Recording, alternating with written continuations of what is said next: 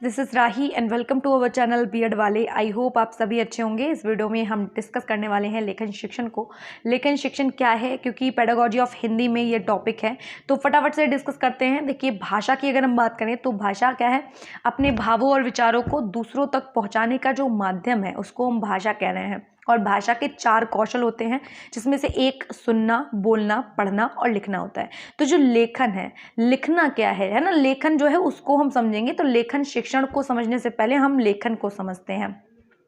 आधुनिक समय में व्यक्ति अपने भावों का प्रकटीकरण भाषा के माध्यम में से 2 रूपों में करता है। मतलब भाषा के वैसे तो 3 रूप हैं, हालांकि सांकेतिक रूप को इतना प्रायोरिटी नहीं दी जाती है। हम ज़्यादातर 2 ही रूपों को देखते हैं, एक तो मौखिक रूप और एक तो लिखित रूप। ठीक है, तो जो मौखिक रूप है उसकी अगर हम बात करें तो मौखिक रूप के अंतर्गत भाषा का ध्वन्यात्मक रूप आता है। भावों को मौखिक अभिव्यक्ति की जाती है, यानी ध्वन्यात्मक का मतलब ये है जब हम बोलेंगे तो मुख से कुछ ध्वनियाँ उत्पन्न होंगी और साथ में हमारे चेहरे के एक्सप्रेशन भी होंगे, यानी भावों की मौखिक अभिव्यक्ति ही ठीक मौखिक भाषा कहलाती है।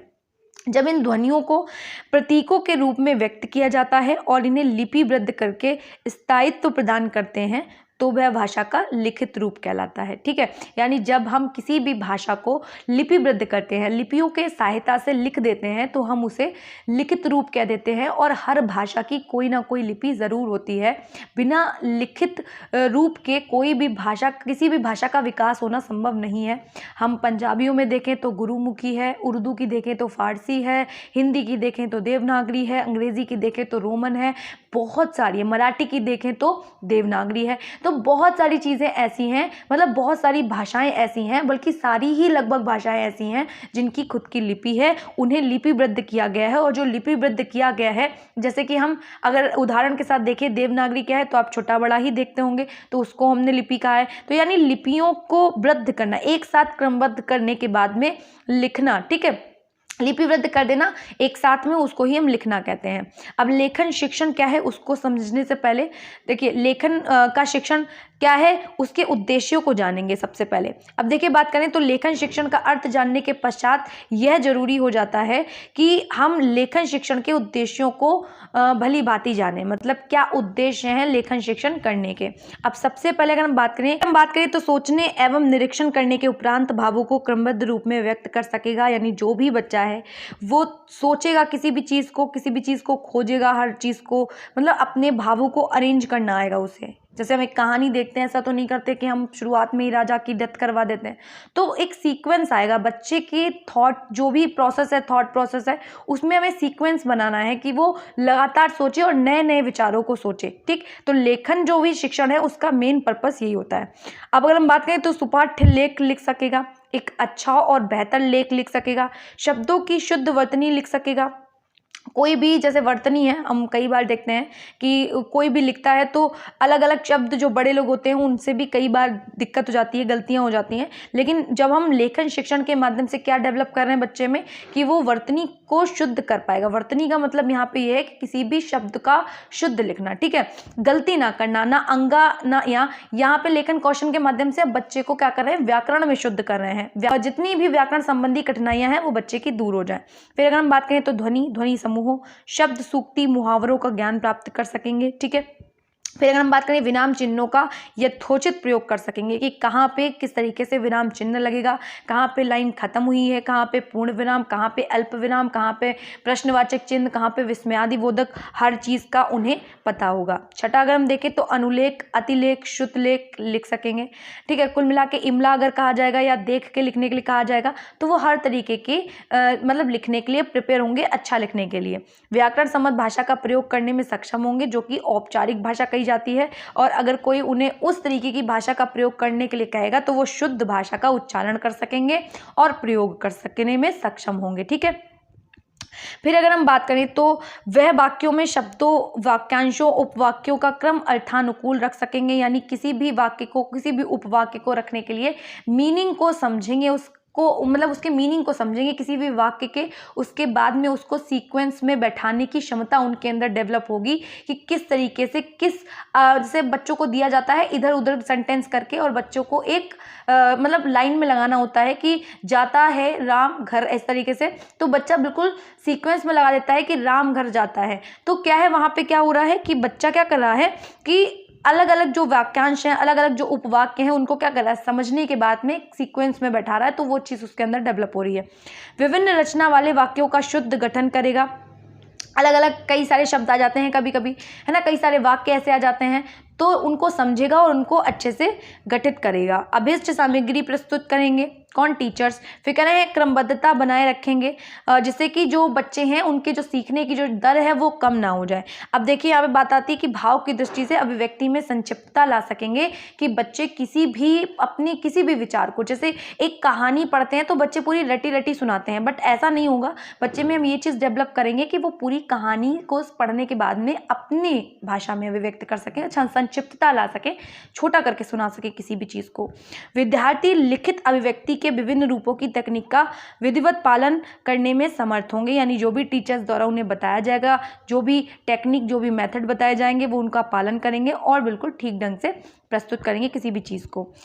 वह लिखित अभिव्यक्ति के विभिन्न रूपों के माध्यम से अभिव्यक्ति कर पाने में सक्षम होंगे, यानी पर्पस क्या है, बच्चे की अभिव्यक्ति डेवलप हो पा रही है, बच्चा खुद के विचारों को उत्पन्न करने में और नए नए विचारों को रख पाने में क्या है, सक्षम हो पा रहा है।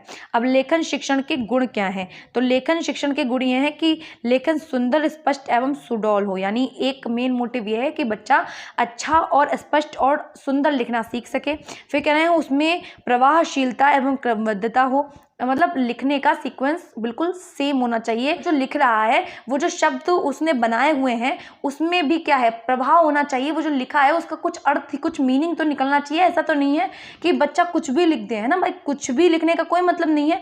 जो लिखे गए हैं वाक्य को, जो शब्द लिखे गए हैं उसमें इफेक्टिवनेस होनी चाहिए और क्रमबद्धता भी होनी चाहिए, सीक्वेंस में चीज़ें बताई गई हों, इस तरीके से बच्चे ने लिखा हुआ हो, जो भी लेखन सामग्री उनके द्वारा लिखवाई गई है, जो भी अनुलेख लिखवाया गया है, जो भी लिखवाए गए हैं टीचर्स के द्वारा बच्चों से। फिर अगर हम बात करें तो सामग्री उपयुक्त अनुच्छेदों में विभाजित हो, हम छोटा छोटा करके टुकड़ों में कर करके बच्चों को पढ़ाएंगे जिससे कि बच्चों को कोई समस्या नहीं होगी। भाषा एवं शैली में प्रभाव उत्पादकता होगी, यानी जो भी भाषा है, जो भी जिस भी शैली से हम बच्चे को सिखा रहे हैं कि उसको अच्छा लिखना आ रहा है ना, उसको अपने विचार अभिव्यक्त करने आ रहे हैं, वो चीज़ है कि वो चीज़ बच्चे पे प्रभाव छोड़ना चाहिए। अब अगर हम बात करें तो भाषा व्याकरण सम्मत हो, इस तरीके से बच्चे में लैंग्वेज का डेवलप कर रहे हैं कि जो भाषा है उसमें व्याकरण सम्मत का मतलब ये है कि बच्चे की जो भी लैंग्वेज डेवलप हो रही है वो शुद्ध रूप से डेवलप हो रही है, वो जो सोचे या जो लिखे, ठीक, उसमें वर्तनी की शुद्धता होनी चाहिए, कई तरीके के व्याकरण के नियमों का उसमें प्रयोग होना चाहिए, सारी चीज़ें हैं। फिर कह रहे हैं अभिव्यक्ति संक्षिप्त, स्पष्ट और प्रभाव उत्पादक होनी चाहिए, यानी जो भी बच्चा लिख रहा है उसमें संक्षिप्तता होनी चाहिए। अभी मैंने कहा कि वो बड़ी सी चीज़ को छोटे फॉर्म में बता सके, बड़ी सी कहानी को अपने शब्दों में छोटा करके बता सके, और वो जो बता रहा है उसमें स्पष्टता भी होनी चाहिए और प्रभाव डाले किसी के भी ऊपर। वो जो छोटे से शब्दों में हम बता रहे हैं, जैसे पूरी कहानी है, बच्चे ने पूरी कहानी पढ़ी, वो पूरा रटा हुआ ना बता दे, वो थोड़ी सी ही चीज़ बताए, लेकिन वो कैसी होनी चाहिए, स्पष्ट होनी चाहिए और प्रभावशील होनी चाहिए। किसी भी व्यक्ति द्वारा पढ़ी जाए या सुनी जाए तो वो प्रभाव डालनी चाहिए। अगर हम बात करें तो लेखन शिक्षण की प्रविधियां कौन कौन सी हैं। लेखन शिक्षण कब से प्रारंभ किया जाए, शिक्षा शास्त्रियों में वक्तव्य नहीं है। प्रसिद्ध शिक्षा शास्त्री फ्रोबेल ने पढ़ने की क्रिया पहले और लिखने की क्रिया को बाद में रखने का सुझाव दिया है।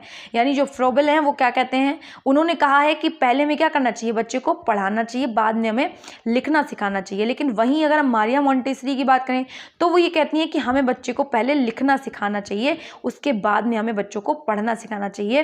ठीक है, इन दोनों मतों से भिन्न एक तीसरा मत भी है। वो कहते हैं कि इन दोनों मतों का समन्वय ये कहता है, क्योंकि अधिकांश शिक्षा जो शास्त्री हैं उनका मत ये है कि पढ़ना लिखना साथ साथ चलना चाहिए। मतलब कुछ लोग कहते हैं, जैसे फ्रोबेल टाइप लोग हैं, वो ये कहते हैं कि बच्चों को पहले पढ़ना सिखाओ फिर लिखना सिखाओ।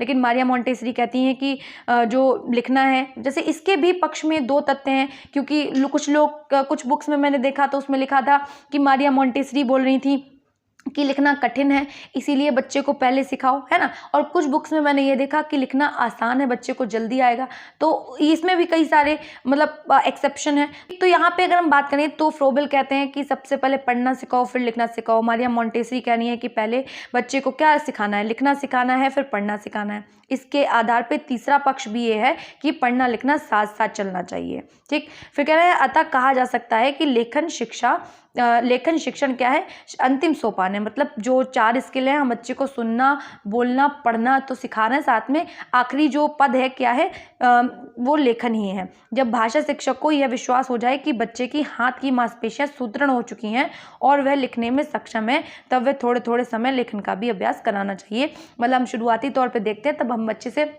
ज़्यादा चीज़ें नहीं लिखवाते हैं ना, लेकिन हमें लगता है कि जब बच्चा पेंसिल पकड़ने योग्य हो गया है और अब वो लिख सकता है, तब हम उसे लिखने के लिए थोड़ा सा प्रोत्साहित करेंगे और समय समय पर थोड़ी एक्सरसाइज उसकी हाथ की करवाते रहेंगे, तो उसे लिखना आ जाएगा। अगर हम बात करें तो लेखन की शिक्षण विधियाँ कौन कौन सी हैं, सबसे पहली बात करें तो मॉन्टेसरी विधि। हालांकि पहले वीडियो में मैंने ये सब डिस्कस किया हुआ है, लेकिन दोबारा से पेडागोजी का ये टॉपिक था तो मैंने सोचा डिस्कस कर लिया जाए। मारिया मोंटेसरी ने लिखना सिखाने में आँख और कान और हाथ तीनों के समुचित प्रयोग पर बल दिया है, क्योंकि अगर हम बात करें ज़्यादा सेंसर्स हमारी काम करेंगी तो हमें वो चीज़ जल्दी और बेहतर ढंग से आती है।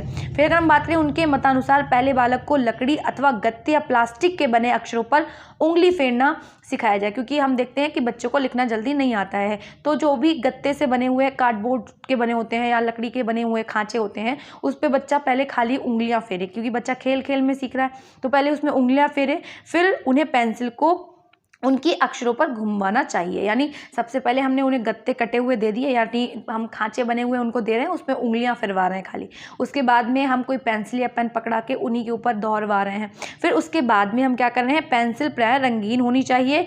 इसी प्रकार बालक अक्षरों के स्वरूप से परिचित होकर उन्हें लिखना सीख जाएगा, यानी उसे इंटरेस्ट जब आएगा तो वो खुद का खुद सीख जाएगा, ठीक है। तो इस तरीके से इन्होंने कहा। दूसरा अगर हम बात करें तो रूपरेखा अनुकरण विधि। तो इस विधि में क्या है, इस विधि में शिक्षक श्याम पट्ट या स्लेट पर चौक या पेंसिल से बिंदु रखते हुए शब्द या वाक्य लिख देता है और उन निशानों पर पेंसिल से लिखने के लिए बोलता है, ठीक है। एक जो टीचर है वो क्या करेगा, श्याम पट्ट पर लिख देगा, या फिर कोई स्लेट होगी उससे क्या करेगा, चौक से या फिर पेंसिल से डॉट डॉट डॉट डॉट करके लिख देता है ना।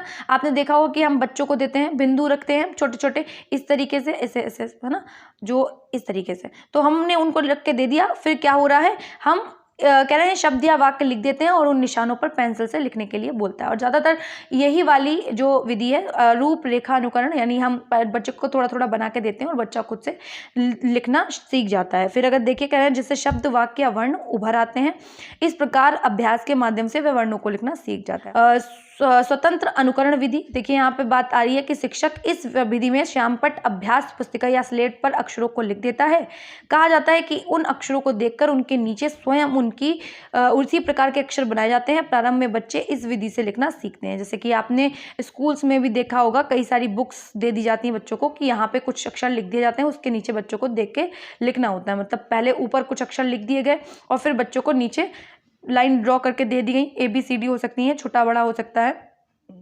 तो ये सारी क्या है, तो बच्चा आराम से लिखना सीख सकता है इन सब विधि के माध्यम से। अब अगर हम बात करें तो जैकटॉट विधि क्या होती है, जैकटॉट विधि क्या होती है। इस प्रणाली में शिक्षक बच्चों द्वारा पढ़े हुए वाक्य को स्वयं लिखकर लिखने के लिए दे देता है।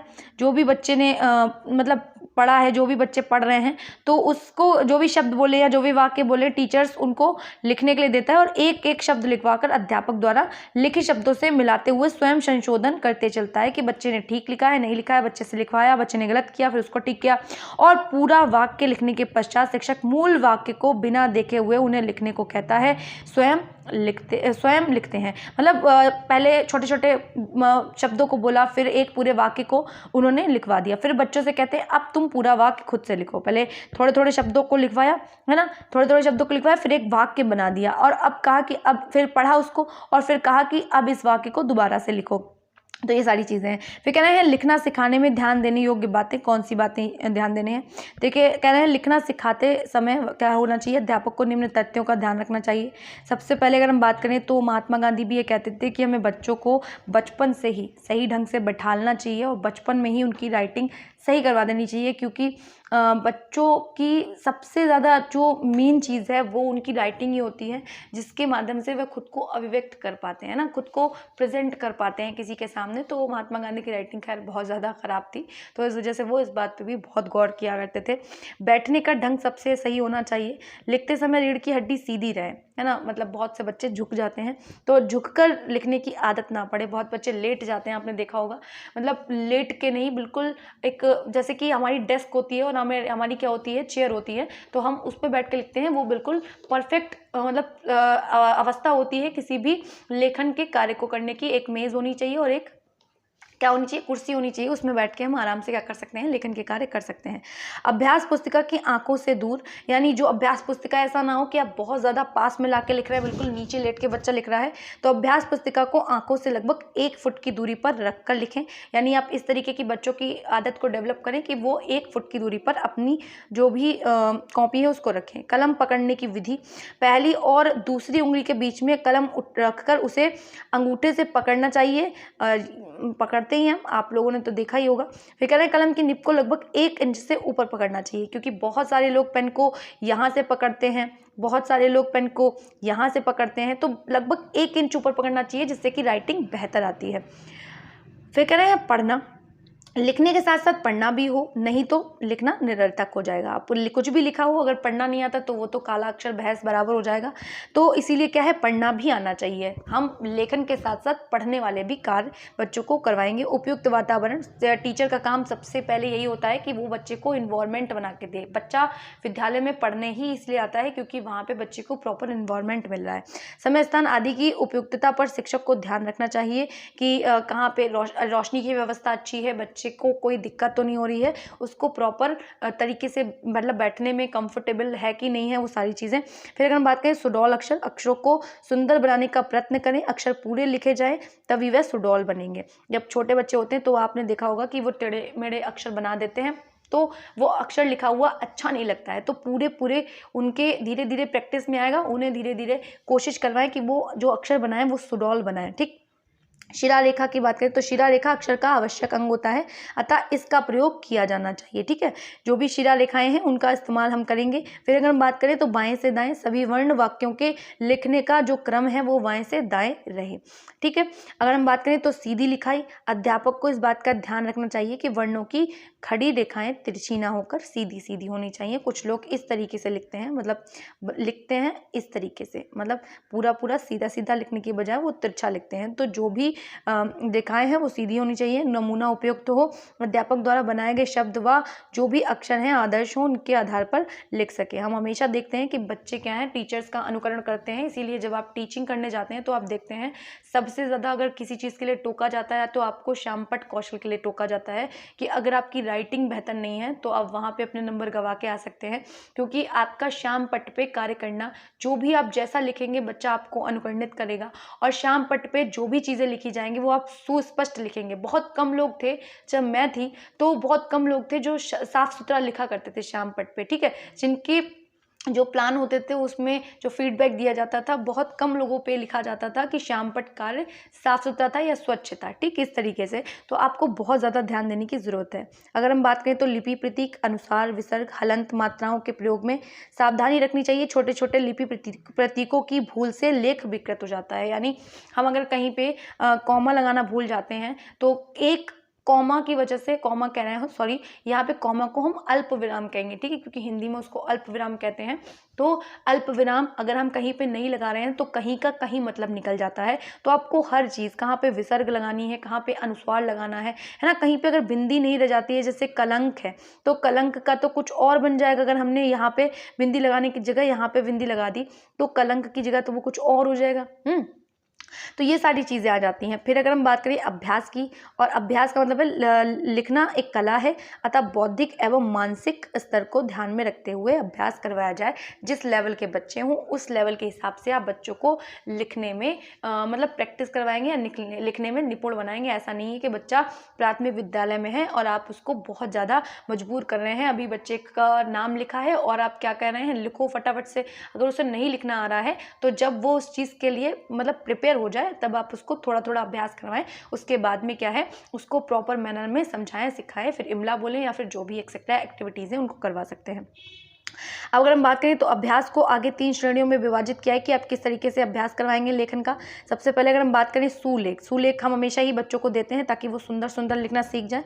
एक किसी भी कविता को, किसी भी कहानी को देख के उतारना, एक तरीके से कह सकते हैं। सुंदर लेख को सुलेख कहते हैं। लिखना सिखाते वक्त इस बात का ध्यान रखना चाहिए कि लिखावट खराब न होने पाए।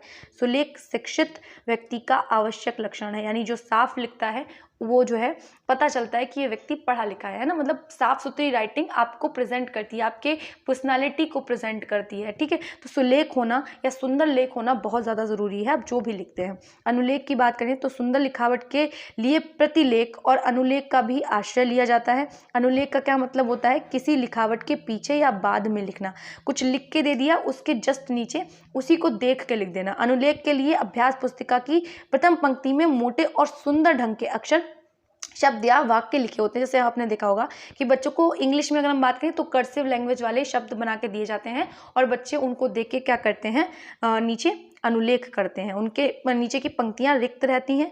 इस विधि में छपे हुए अक्षरों के नीचे देखकर स्वयं अक्षर बनाना होता है कि ऊपर अक्षर बने हुए हैं, नीचे अक्षर आपको देख के बनाने हैं या जो छोटे बच्चे उनको देख के बनाने हैं। अनुलेख का प्रारंभिक कक्षाओं में विशेष महत्व है। कक्षा 3 तक अनुलेख का अभ्यास कराना चाहिए, ठीक। अगर हम बात करें शुद्धलेख क्या है, इसको तो इमला ही बोल रहे हैं। इमला क्या है, शुद्धलेख सुना हुआ लेख है। इस विधि में अध्यापक बोलता जाता है, छात्र सुनकर अभ्यास पुस्तिका या तख्ती पर लिखता जाता है। इससे उसके सुनने की क्षमता भी डेवलप हो रही है, साथ में लिखने की क्षमता भी डेवलप हो रही है। और ये कौशल अलग अलग काम नहीं करते हैं, जो लेखन कौशल है और ये जो सुनना, बोलना, पढ़ना, लिखना है, ये सारे एक साथ विकसित होते हैं, एक साथ काम करते हैं। शुद्ध लेख में सुंदर लिखावट का महत्व नहीं है, महत्वता भाषा की शुद्धता का हो जाता है कि शुद्ध लेख जैसे कि वर्तनी, इमला अगर हम बोल रहे हैं तो बच्चे ने कितना भी गंदा कैसा भी लिखा है, बट अगर उसकी वर्तनी आपने बोला है आदर्श और उसने कुछ और लिख रखा है तो मैटर राइटिंग का नहीं है, मैटर ये है कि आदर्श उसने गलत लिखा है कि सही लिखा है, उसकी वर्तनी सही होनी चाहिए। शुद्ध लेख में हम ये देखते हैं कि वर्तनी शिक्षण के लिए आवश्यक है। सुनकर लिखने में एक निश्चित गति में लिखने का अभ्यास हो जाता है। जैसे आप लिखते भी होंगे तो फ्लुएंसी धीरे धीरे प्रभावशीलता आ जाती है और एक सीक्वेंस भी आ जाता है किसी भी चीज़ को लिखने का। जब हम लिखते हैं तो हमें उस चीज़ में फ़ायदा होता है। तो आई होप इतनी चीज़ें आपको समझ आई होंगी। तो अगर आप लोगों को वीडियोस अच्छी लगा करें तो वीडियो को लाइक करना, चैनल को सब्सक्राइब करना मत भूला करिए। इसी तरीके की मोर वीडियोस के लिए मिलते हैं नेक्स्ट वीडियो में, तब तक के लिए जय हिंद।